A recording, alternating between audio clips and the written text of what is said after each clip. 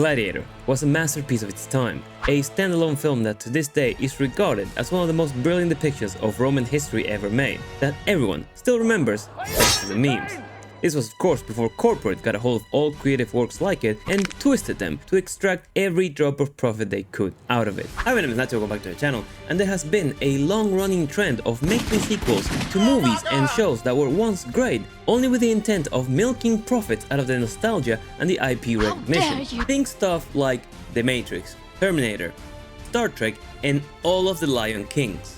There's of course countless exceptions like Dune, which had a recent rework from its 1984 first feature film, and the changes in CGI, makeup design, fight choreography and film direction gave it a very nice facelift that made it one of my favorite franchises of recent times. Gladiator 2 is not one of those exceptions. This has to be one of the most pointless sequels ever made, and I'm gonna tell you why. As always, I like to start with things I did like about the film, like the set design. The new shots of the Colosseum look amazing. I really enjoyed the naval battles, and I felt like it was a nice addition considering that this was actually a thing they did back in Roman times. Did you know that the Colosseum was built in only 8 years? They must have had some really hardworking Mexicans back then. But 8 years? There's a hole in the road I live that's been there for longer than that. But I digress.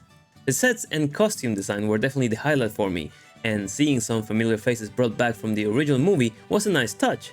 However, in comparison with the original movie, this has to be the most monotonous, uninspiring Gladiator story they could have possibly printed out. What made the original Gladiator unique was the great setup of events, starting with the introduction of Maximus as a respected general and a loyal servant of Marcus Aurelius. By the way, I might mispronounce some of these names, and I will not go through the efforts of being historically accurate, because for that, there's Metatron. Marcus Aurelius loved Maximus and wanted him more involved in Roman politics, naming him his successor, which led to Commodus, his son, killing him. This is the triggering conflict that kicks off the movie. Now, Joaquin Phoenix's performance as the evil new ruler of Rome is incredible. Both him and Russell Crowe set the tone of the movie with the dance of cruelty, violence and vengeance balanced out by Lucilla. She will be very important now and later. There are so many iconic moments in this movie, like Maximus' strength and honor, the tragic discovery of his murdered family, his recognizable fellow gladiators. Do you know this guy's name? No, you don't. It's Ralph Moeller, but you know him as the tall guy from Gladiator. The insane performance of Oliver Reed, and even more crazy trivia regarding his death during filming, which was in a chugging competition against some young British sailors.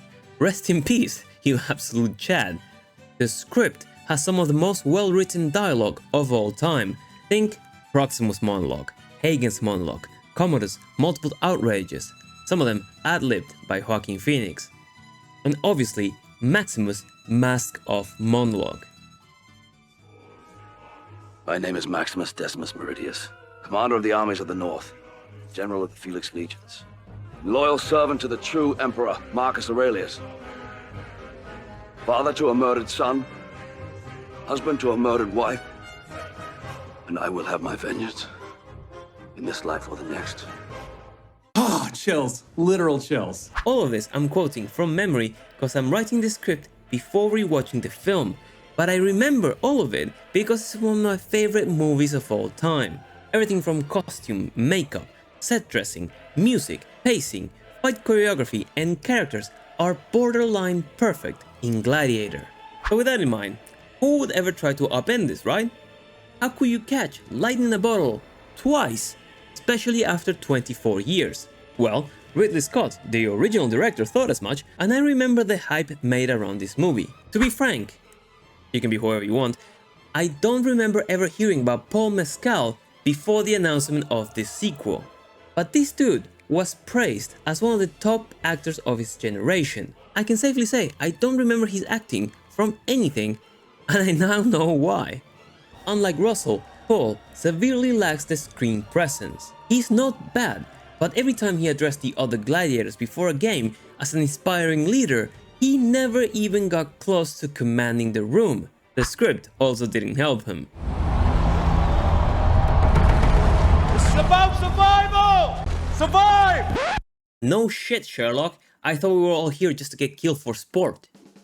Following the story of Lucius after Commodus' death was not a bad idea, knowing the tendencies of Roman politicians to perform late-time abortions to establish themselves in power back then, so I can understand why he was sent away. What I can't understand was his entire set of motivations following that. First, he's happily married and away from Rome, but decides to remain under the radar as much as possible after being captured by the Romans. He hates Rome, but later decides he wants to save it to honor his grandfather's dream. Maximus was a loyal general devoted to Rome, stripped of everything he ever had by a man who now has an insurmountable amount of power. He's fucked, and he knows it, and he carries out despondency all throughout the film. Lucius' story is pretty much set up the same way. You gotta milk out that nostalgia, you know? Except, not really, cause he still has his Roman family and status at hand's reach. That means that the amount of reasons Lucius has to fight as a gladiator are exponentially lessened by the way the story is set up. Briefly showing his wife, to later kill her, to set up the revenge motive was a crazy superficial thing to do, but the weird thing is how they chose to do it. He's an archer on the wall of an invaded fortress and Lucius is in the battlements close by. And when the Roman forces break in, led by Pedro Pascal, she takes a shot at them, killing a random centurion who we are led to believe is important because he talked to Pedro for like a minute in the previous scene, and he orders everyone to turn around and shoot at her. He's out in the open and takes an arrow to the god that came from God knows where, because the shifting angles of this scene are crazy. Falls over the wall into the water, all in view of Lucius. Pretty simple setup. Now he wants to kill Pedro for killing his wife. The thing is, in the case of Maximus, who was framed by a man who hated him, killed the emperor and took revenge of him, specifically going after his wife and kids, crucifying them and burning them to death. The details of what the soldiers did, spoken by Commodus, were bleak as fuck, adding to the desire of Maximus to kill the guy and our encouragement for him to do so. Lucius' anger towards Pedro is so superficial because first of all, he didn't know the guy. He just ordered the archers to shoot at her and she died as a casualty of war. No added motivation, no specific desire to punish her or him, she was just there and was struck by a random arrow flying in her direction. If anything, his desire of revenge should be against the entirety of Rome, not just Pedro. In fact, we later discover that Pedro was fucking his mom. That would be a bigger reason for him to be angry at the guy. Overall, the rest of the story feels very shallow as well. After being captured, he's thrown into the fighting pits, much like Maximus, which he handles rather well. I don't know why, but I have a problem with him just kneeling down and taking the brand like it's nothing. He looks mostly bothered by this, more than anything. He does have a little cry on the ship on his way to Rome. Now compare that with Maximus, finding about his family.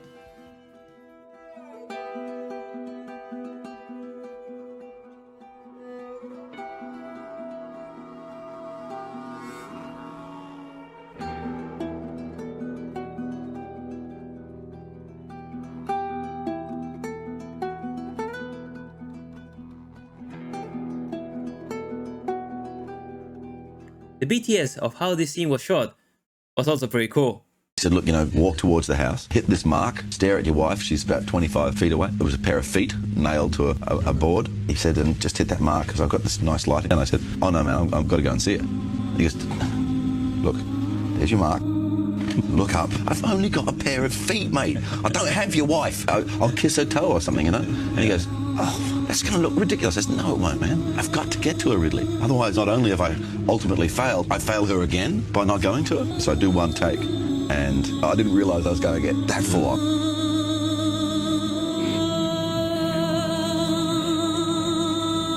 Ridley goes, cut, and he goes, just a little less snot. This movie is equivalent of Jimon Hansu dies with very little effort and he's immediately spotted by Denzel and taken to Gladiator University. From here, it just gets silly. Something similar happened in Gladiator 1, they had to roughen up some of the gladiators into fighting, but here, Lucius gets punched in the face with spiked brass knuckles and takes it like it's nothing. Pieces of his face should be in the floor right now. In another scene, he's forced to row by himself for hours a day before the naval battle. This apparently was the trainer taking a stab at him, but as the favorite gladiator of Denzel, it doesn't make any shred of sense. There wasn't any particular bickering between the two of them outside of this that led me to believe that Baldy wanted Lucius dead, which made it a surprise when he killed him at the end. But in Denzel's team, Lucius gets a direct shot to both emperors, who are the people he should be mad about, since it's because of them his home was attacked. But after killing another gladiator, he laughs and recites Virgil to one of them, which I thought was quite odd. What's the relevance of this?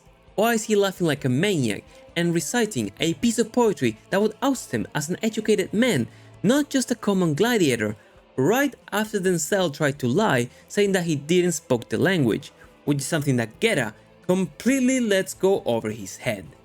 And that's another thing that bothered me for no other reason than just being a pointless line, was Denzel saying that he spoke all the languages and never speaking any other language.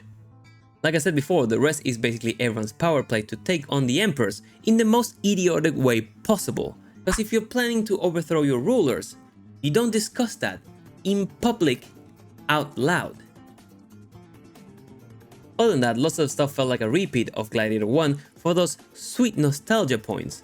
Games happen, with some questionable CGI, but overall good enough visuals, dumb fucks, dying, dumb deaths, like the guy who wanted to solo a rhino, all while the underhand political plays to overthrow two of the most useless, brain-dead emperors portrayed by at least one good actor, who are maniacal and cruel just for the sake of it, which apparently was historically accurate, who don't carry the same way that Commodus did in the original Gladiator, takes place in the city.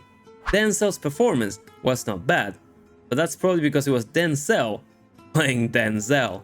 A lot happens, and at the same time, nothing at all. The Colosseum fight somehow felt isolated from the rest of the plot, and this is a personal take, but you can kinda see that in the posters. For example, Gladiator 2 has a lot on it, a lot is going on, and a lot of the characters are fighting for your attention, whereas the poster of Gladiator 1 is just Maximus. He's the focus of the story, and you should be paying attention to what he does. Pedro gets charged with sedition. What a surprise. And is thrown into the Colosseum, where he's set to fight the current popular gladiator, Lucius. What a surprise! This was just after Lucilla met with Lucius and explained everything to him. So the motivations for Lucius to kill Pedro for killing his wife was still pretty relevant, and despite having the upper hand, Pedro lays down his weapons, surrendering. Lucius doesn't take the kill, I'm guessing because of his mom, and the emperors shoot him to death. Which is kind of ironic. This is taken as a bad move since the people liked Pedro and initiated the rebellion that eventually took both emperors out. Their deaths are more just something that happens to continue with the movie rather than the culminating climax of a well-sorted story like Maximus v Commodus. Instead, in this movie, after all the shit hits the multitude of fans, mainly due to the work of Denzel to take control of Rome and have vengeance over the descendants of Marcus Aurelius, Lucius breaks free from the arena along with other gladiators. Her mother gets killed by Denzel, and they both end up meeting at the gates of Rome with two opposing armies behind them. They proceed to fight, and the incredible thing this movie wants us to believe is that a 69-year-old former slave that has been drinking and fucking in the high circles of Rome for decades now can keep up with a guy a third of his age in prime fighting form. Lucius honestly look like he's losing at some stages.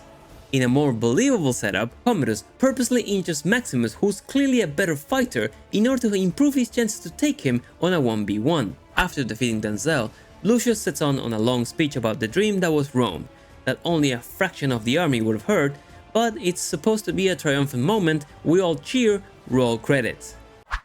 I feel nothing. And this is a stark contrast from the ending of Gladiator 1, where Maximus dies from his injuries after successfully avenging his family and freeing Rome from the hands of a tyrant. That was vindicating, rewarding, it was heartfelt and meaningful. The whole movie was setting up to this, and it ends with a beautiful closing moment of Jimon, now a free man, saying to his friend, "I will see you again, but not yet." I carry a lot of nostalgia for this movie because it meant a lot for me growing up. It's one of my dad's favorite movies.